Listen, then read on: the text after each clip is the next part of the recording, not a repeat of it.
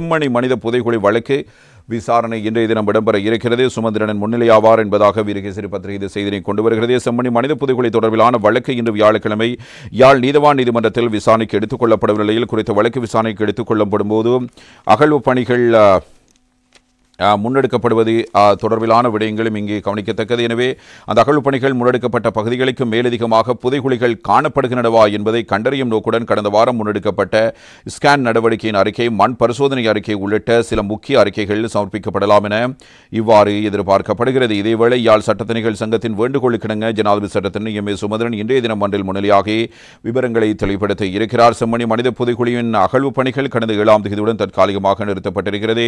கடந்த 7ஆம் தேதி கட்டங்கட்டமாக 41 நாட்கள் முன்னெடுக்கப்பட்ட அகழ்வு பணிகளின் போது 133 எலும்புக்கூட்டு தொகுதிகள் முற்றாக அகழ்ந்து எடுக்கப்பட்டுள்ளதுடன் இதுவரையில் 147 எலும்புக்கூட்டு தொகுதிகள் அடையாளம் காணப்பட்டிருந்தது. 2ஆம் கட்ட அகழ்வு பணிகள் 3ஆம் பகுதி அகழ்வு நடவடிக்கைகள் எதிர்வரும் 21ஆம் தேதி அளவில் நடைபெறும் என முன்னர் அறிவிக்கப்பட்ட நிலையில் நாளைய தினம் வியாழக்கிழமை நடைபெறும் வழக்கு விசாரணைகளின் போது உத்தியோகபூர்வமான தேதி அறிவிக்கப்படும் என்பதான தகவல்களும் இவ்வாறு தரப்படுகின்றன.